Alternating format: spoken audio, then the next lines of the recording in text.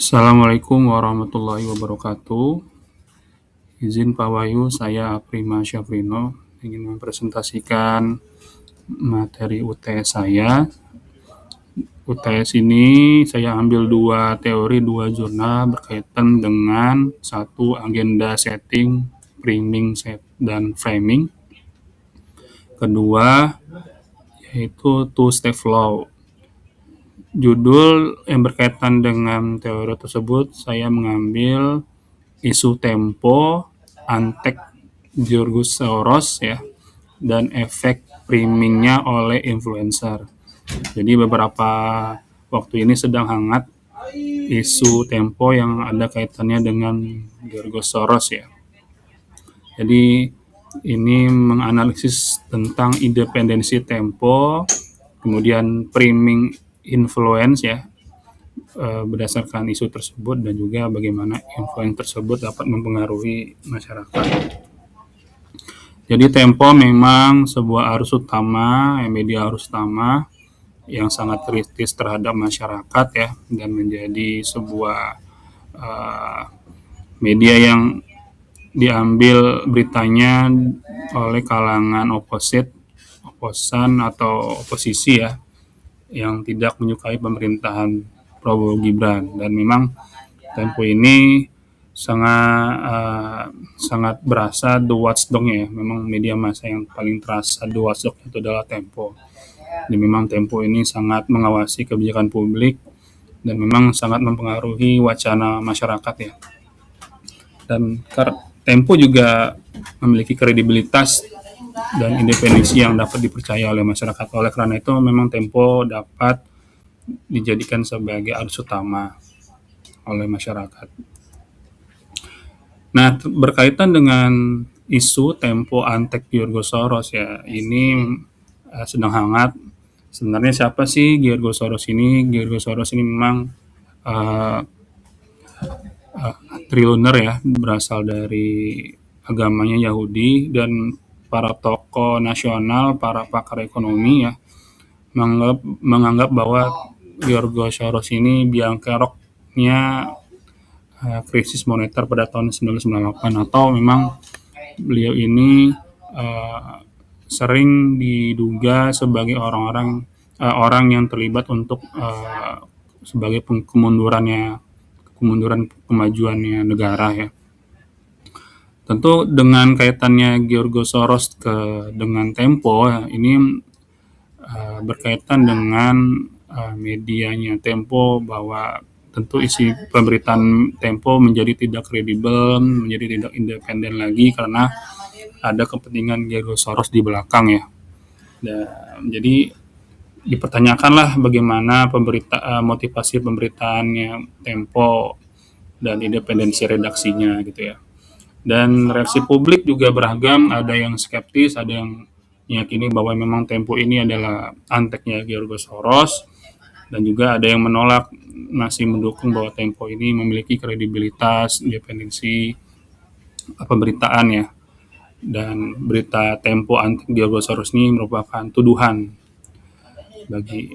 bagi orang-orang yang tidak mendukung isu tersebut ya. Melalui berita yang tersedia dan data-data yang tersedia, ternyata memang George Soros ini memiliki kaitannya dengan Tempo. Jadi George Soros mendirikan sebuah lembaga namanya Open Society Foundation, dan Open Society Foundation ini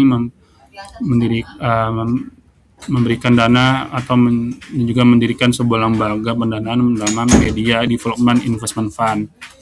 Dan melalui Media Development Investment Fund ini,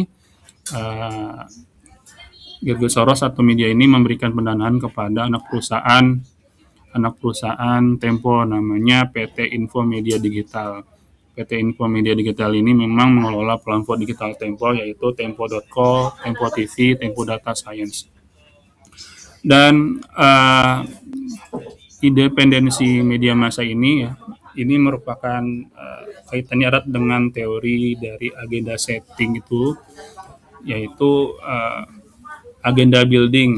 Jadi menurut Shoemaker and Rees pada tahun 2014 ya. Jadi ada beberapa faktor yang dapat mempengaruhi sebuah pemberitaan atau independensi media massa. Ada ideologi dari media massa itu sendiri, kemudian juga faktor ekonomi, organisasi medianya, kemudian norma-norma yang berlaku di media massa. Terakhir kelima adalah karakteristik si wartawan itu sendiri. Nah, ada satu faktor yaitu faktor ekonomi. Nah, ini berarti relate dengan isu Tempo yang sedang hangat ini ya, bahwa Tempo ada kaitannya pendanaan dengan seorang yang diyakini sebagai pengrusak negara gitu ya, yaitu George Soros gitu. Karena George Soros memberikan pendanaan kepada Tempo. Kemudian dari klarifikasi oleh pihak Tempo mengiyakan, jadi membenarkan adanya investasi dari George Soros melalui Open Society Fund atau MDF kepada Tempo dengan saham sebesar 25%. Tapi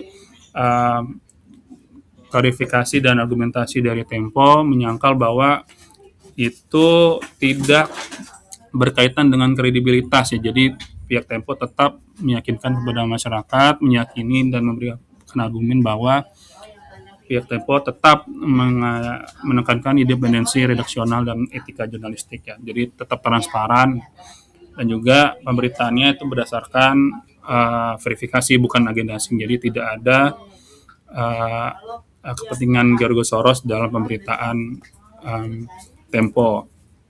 Kemudian juga pemberitaan Tempo itu tentu mendapat respon dari influencer.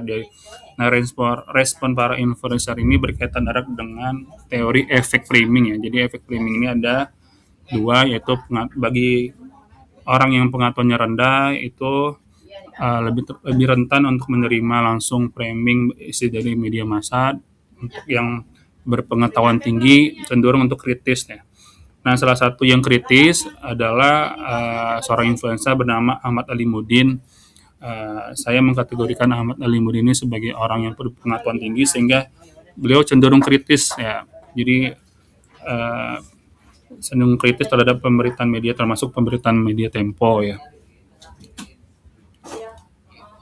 Nah, kemudian realitas yang ada di dalam terkini yaitu adanya influencer ini itu erat kaitannya dengan teori two-step flow, yaitu adanya seorang personal influence ya.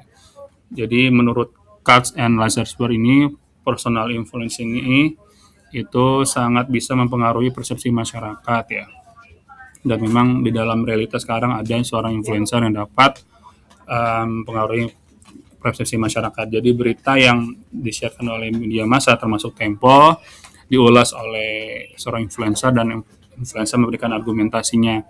Argumentasinya influencer ini diterima oleh beberapa masyarakat ya. Mungkin itu saja penjelasan dari saya. Terima kasih. Assalamualaikum warahmatullahi wabarakatuh.